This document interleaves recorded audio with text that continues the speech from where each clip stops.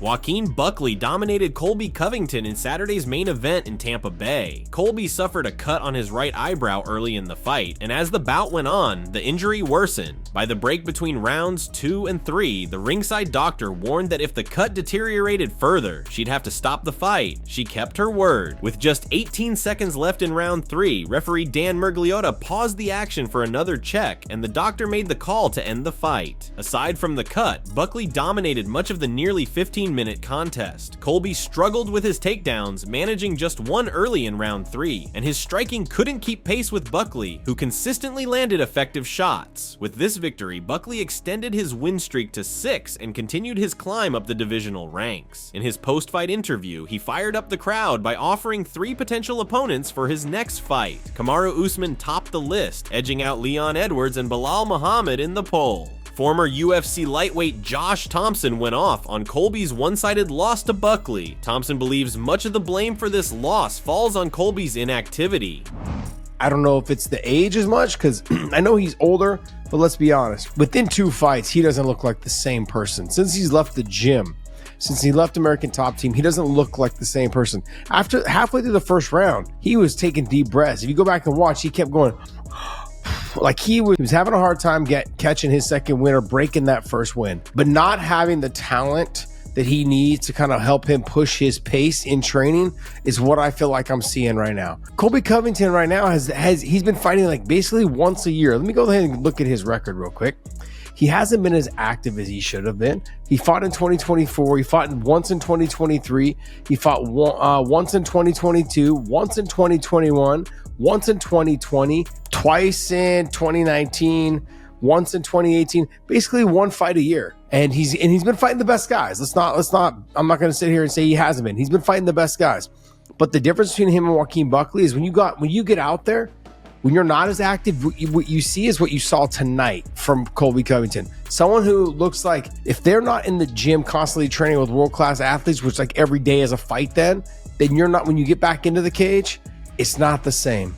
UFC commentator Michael Bisping reflected on Colby's one-sided loss to Buckley, offering a detailed behind-the-scenes look at what happened. After the fight, when he stepped into the octagon, he noticed the canvas was covered in thick blood from Colby's cut. Bisping had to watch his step on the slick, blood-soaked canvas, doing his best to avoid slipping and making a fool of himself in front of everyone watching. The scene vividly showcased the toll the fight took on Colby, but it was Buckley's performance that truly stood out. Bisping's description highlighted just how overwhelming Buckley's dominance was, emphasizing the precision and power he brought to every exchange. His striking was on another level, and Colby simply had no answer for it. Bisping's reflection showed just how strong Buckley's performance was, making it clear that this wasn't just a win, but a powerful statement of control. Buckley's performance left no doubt that he can hang with top welterweights like Leon Edwards and Kamaru Usman. Bisping made sure to give Colby credit for his efforts, acknowledging that it was a shame the fight ended with a doctor's stoppage.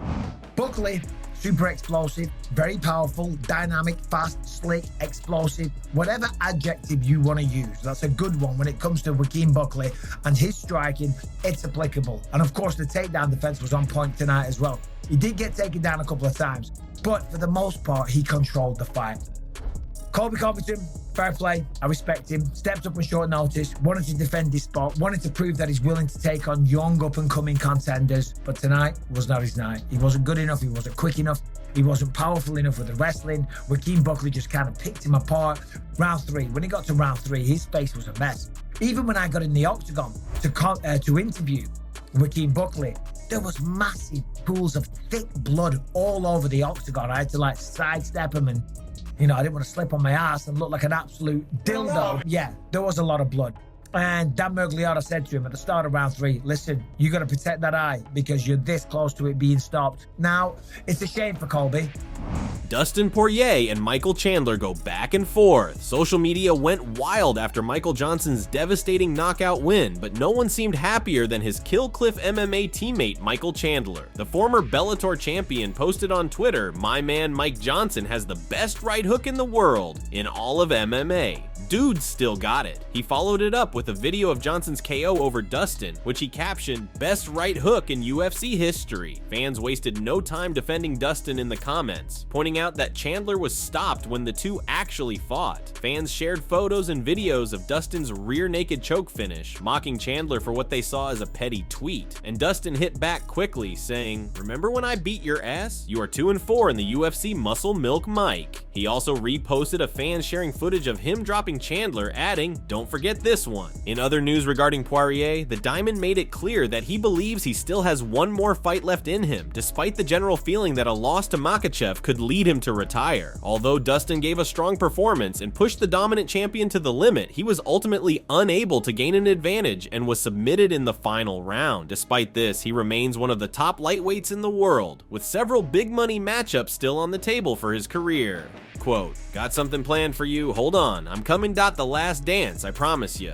There will be blood, see you soon." After his loss to Makhachev, DP was uncertain about his future in the octagon. He hinted at the possibility of retiring, but stopped short of making a firm decision. Now he's fully backtracked on that and is keeping his options open. Could be uno mas, could be dos mas, Dustin told Ariel Helwani in October, after confirming that he certainly would not be handing up the gloves. "My goal is to get an event here in Louisiana, maybe New Orleans. That's my goal. I'm not asking for a favorable fight. I wanted the hardest fights I can get. I asked for Justin Gaethje. I asked for Dan Hooker. I'm healed up. I did a bunch of therapy sessions on my knee, my nose. I can't breathe, but everything else is good."